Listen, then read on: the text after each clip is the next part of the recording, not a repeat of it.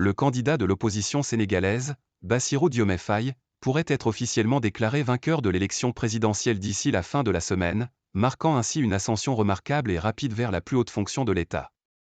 Après des semaines de crise qui ont fait craindre un report de l'élection jusqu'à décembre ou une vacance du pouvoir, l'appareil s'emploie à rétablir à marche forcée la norme de transition réglée qui caractérise le pays et à rendre possible une passation conforme à la tradition entre le sortant Macky Sall et son successeur d'ici à la semaine prochaine.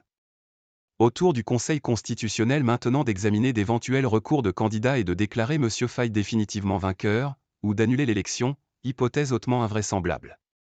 Les candidats ont 72 heures pour saisir le Conseil, dit la Constitution. Mais le Conseil a décidé lui aussi de réduire les délais, probablement pour faire en sorte qu'une passation ait lieu avant le 2 avril, date officielle de fin du mandat de M. Sall. Le Conseil a donné à tout contestataire jusqu'à jeudi minuit, vendredi minuit GMT, pour se manifester.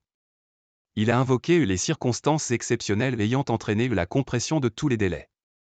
Il fait référence au report de la présidentielle, initialement prévu le 25 février et finalement fixé au 24 mars. L'ajournement décrété à la dernière minute par le président Sall a causé une grave crise et semé le doute sur la possibilité d'une passation avant l'expiration de son mandat. Un transfert dans les temps importe dans un pays qui s'enorgueillit de ses pratiques démocratiques et qui est considéré comme l'un des plus stables en Afrique de l'Ouest secoué par les coups d'État. En l'absence de contestation, le Conseil proclame immédiatement les résultats définitifs du scrutin, dit la Constitution. En cas de recours, le Conseil a, théoriquement, 5 jours pour statuer.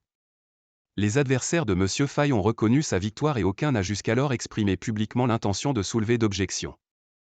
Les résultats provisoires paraissent rendre la victoire de M. Faye irréfutable tout en confirmant la magnitude de ce qui s'apparente à un séisme politique. Dernier conseil. Bassirou Diomaye Faye est le premier opposant à l'emporter dès le premier tour depuis l'indépendance en 1960.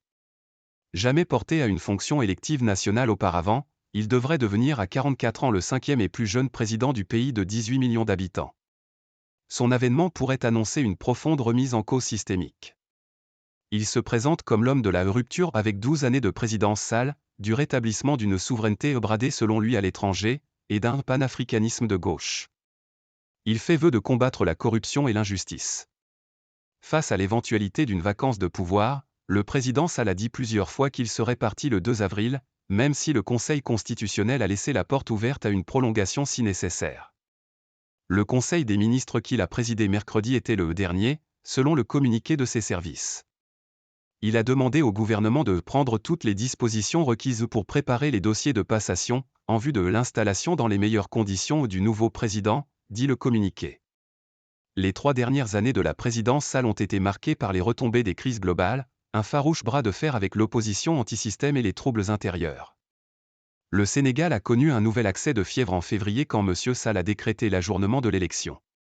Des dizaines de personnes ont été tuées et des centaines arrêtées depuis 2021, et les lettres de créance démocratique du Sénégal ont été examinées sous un autre jour.